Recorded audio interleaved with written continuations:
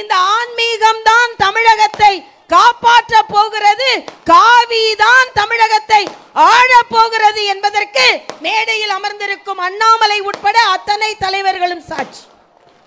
இன்று நான் சொல்கிறேன், பட்ஜெட்டை பற்றி சொல்லும் பொழுது பட்ஜெட் விளக்க பொதுக்கூட்டம் தம்பி அண்ணாமலை அவர்கள் உங்களுக்கு விவரமாக சொல்வார்கள். நான் ஏற்கனவே சொன்னதை போல மருத்துவத்துறையை மட்டும் இன்னைக்கு முத்ரா வங்கி என்ற திட்டம், இந்த முத்ரா வங்கி திட்டம் வரும்பொழுது இந்த திட்டத்தில் பேங்க் மேனேஜர்களிடம் ஒன்று சொன்னார்கள், கேரண்டி கையெழுத்து இல்லாமல் முத்ரா வங்கி கொடுக்க வேண்டும் என்று.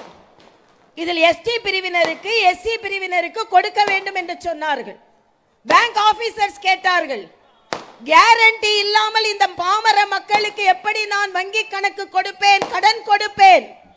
மரியாதைக்குரிய மோடி சொன்னார், அவர்களது சகோதரனாகிய நான் கேரண்டி கையெழுத்து போடுகிறேன், அவர்களுக்கு வங்கியில் கடன் கொடுங்கள் என்று சொன்னார். இன்று அந்த வங்கி கடனை மருத்துவத்துறைக்கும் விரிவுபடுத்தி இருக்கிறார்கள். ஆக மருத்துவத்துறைக்கும் விரிவுபடுத்தும் பொழுது மருத்துவத்துறையில் எல்லா வசதிகளும் இந்த மக்களுக்கு கிடைக்க இருக்கும். இந்த வருடம் மட்டும் 10,000 இடங்கள் மருத்துவ இடங்கள் இந்த வருடம் மட்டும் 10,000 இடங்கள் அதிகரிக்கப்பட இருக்கிறது. இந்த 5 வருடத்தில் 75,000 மருத்துவ இடங்கள் அதிகரிக்கப்பட இருக்கிறது.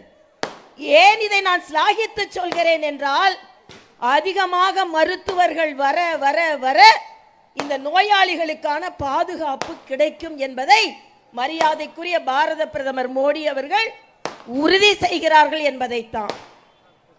1-2 சம்பவங்களை மட்டும் சொல்லிவிட்டு மாநில தலைவர் வந்துவிட்டதனால் நான் நிறைவு செய்கிறேன். சகோதரி கனிமொழி அவர்கள், ஏனென்றால் நான் நேரடியாக அவர்களோடு தூத்துக்குடியில் போட்டி போட்டதனால் இன்று காலை ஒரு கருத்தை சொல்லி இருந்தார்கள். பெரியாரை பற்றி தவறாக பேசினால் ஓட்டு கிடைக்காது என்று சொல்லியிருந்தார்கள். தம்பி அண்ணாமலை கூட இன்று பெரியாரை கடந்து போவோம், அவருக்கும் ஓட்டுக்கும் சம்பந்தம் இல்லைன்னு சொல்லியிருந்தார். இது இவர் சொல்றார். கனிமொழி என்று சொல்கிறார்கள், பெரியாரின் பெயருக்கு களங்கம் விளைவித்ததனால் ஓட்டு விடாது என்று சொல்கிறார்கள். ஆனால் தூத்துக்குடியில் போட்டி போடும் அந்த கனிமொழி என்ன செஞ்சாங்க தெரியுமா? அவர்களோட ட்விட்டர்ல மேல ஐடியில பெரியார் படம் இருக்கும். 2-3 நாட்களுக்கு முன்னால் என்னை ஒரு விமர்சனம் செய்திருந்தார்கள். அப்பொழுது நான் சொன்னேன், இது பணங்காட்டு நரி, சலசலப்பிற்கு அஞ்சாது என்று சொன்னேன். கனிமொழி என்ன செய்தார்கள் தெரியுமா? தேர்தலுக்கு முந்தைய நாள் அந்த ட்விட்டர் ஐடியில பெரியார் படத்தை எடுத்துட்டு பனைமரத்தோட படத்தை வச்சாங்க. இல்லையான்னு கேளுங்க. பெரியாரை விட பனைமரம் அதிகம் ஓட்டு வாங்கி கொடுக்கும் என்று கனிமொழி நினைத்தார்கள். ஆனால் இன்று பேசுகிறார்கள். இன்னைக்கு தயாநிதி மாறனும் தமிழச்சி தங்கபாண்டியனும் பார்லிமெண்ட்ல பேசினதை நீங்க பாத்தீங்கன்னா நாடகம். எல்லா மாநில பாராளுமன்ற உறுப்பினர்களும் வளர்ச்சியை பற்றி பேசுகிறார்கள். இந்த மாநிலத்தை சார்ந்தவர்கள் மட்டும்தான் சமஸ்கிருதம் ஹிந்தி என்று பேசிக் கொண்டிருக்கிறார்கள். ஆனால் நாங்கள் சொல்கிறோம், இன்று தைப்பூசத்திற்கு நீங்கள் ஆட்சி செய்யும் பொழுது தமிழில் தமிழக மக்களுக்கு யாராவது வாழ்த்து சொன்னார்களா? எங்களது பாரத பிரதமர் தைப்பூசம் கொண்டாடும் ஒவ்வொருவருக்கும் தமிழில் வாழ்த்து சொல்லி இருக்கிறாரே, தமிழர்கள் நீங்களா? மரியாதைக்குரிய பாரத பிரதமரா? இன்று இந்த குற்றவாளிகளை நாம் இன்று பார்த்து கொண்டிருக்கிறோம். திமுக கொடி என்றாலே அதற்கு லைசன்ஸ். ஆக இன்று இந்த பட்ஜெட் சாமானிய மக்களுக்கான பட்ஜெட் என்பதை தெளிவுபடுத்துகிறோம். இதை எல்லா இடங்களிலும் நாங்கள் செல்வோம். தமிழ்நாட்டில் ஒரு பழமொழி உண்டு, மோரை கூவி கூவி தான் விற்கணும், கல்லு உட்கார்ந்த இடத்துல வித்து போயிடும் அப்படின்னு. ஆக திராவிட முன்னேற்ற கழகத்திற்கு இது நன்றாக புரியும். ஆக இந்த நாங்கள் தமிழகம் முழுவதும் ஏன் பட்ஜெட் விளக்க பொதுக்கூட்டங்கள் நடத்துகிறோம் என்றால், இந்த மூரை கோவி கூவித்தான் விற்க வேண்டும். என்றால் நல்லதை பற்றி இவர்களுக்கு தெரியவே தெரியாது. ஸ்டாலின் சொல்கிறார், இது என்ன பொருளாதாரமா? யார் தாக்கல் செய்தது? மரியாதைக்குரிய நிர்மலா சீதாராமன் அவர்கள். தொடர்ந்து ஒரு பெண் தமிழச்சி 8வது முறை தொடர்ந்து பாராளுமன்றத்தில் பட்ஜெட் தாக்கல் செய்ததற்காகவாவது தமிழகத்தை சார்ந்தவர்கள் நீங்கள் பிரதமருக்கு மாலை போட வேண்டும். ஸ்டாலின் அவர்களே, மாலை போட வேண்டும். யார் கொடுத்தீர்கள்? எப்பொழுது அந்த வாய்ப்பை தமிழச்சிகளுக்கு கொடுத்தீர்கள், தமிழர்களுக்கு கொடுத்தீர்கள்?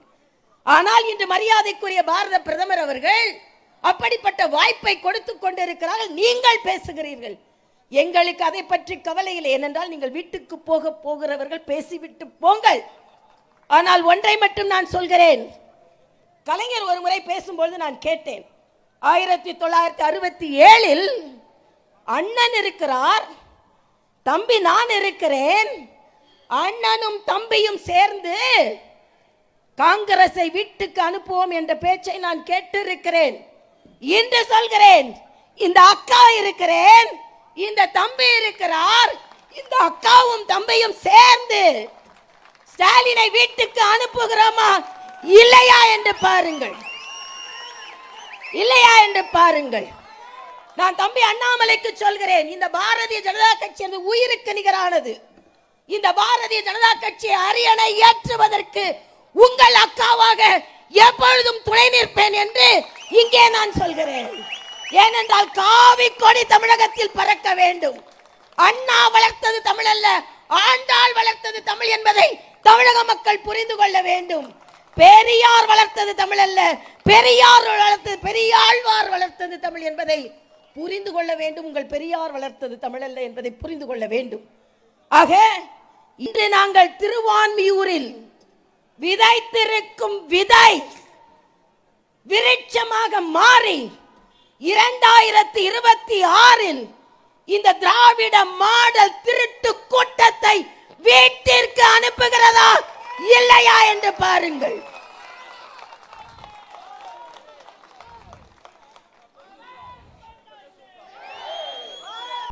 சூரியன் உதிக்கிறதோ இல்லையோ,